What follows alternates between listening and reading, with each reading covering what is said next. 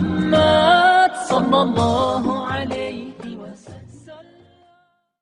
آپ کا اسم گرامی حضرت عبداللہ رضی اللہ تعالی عنہ، جبکہ آپ اپنی کنیت ابن ام مکتوم رضی اللہ تعالی عنہ سے مشہور تھے.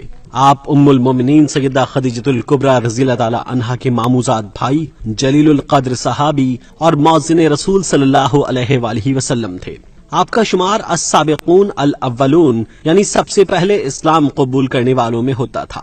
سرکار دو عالم صلی اللہ علیہ وآلہ وسلم کے محبوب ترین لوگوں میں تھے. آپ پیدائشی طور پر نابینا تھے، مگر ایمان کامل اور محبت و عشق رسول صلی اللہ علیہ وآلہ وسلم کی بدولت آپ کا شمار عظیم ترین اکابر صحابہ کرام میں ہوتا ہے. آپ کا نام مسجد نبوی کے مؤذنین میں شمار ہوتا ہے. غزوہ تبوک کے موقع پر آپ کو امامت کی ذمہ داری سونپی گئی. اگرچہ آپ نابینا تھے مگر باقاعدگی سے تمام اسلامی امور میں گہری دلچسپی لیتے تھے.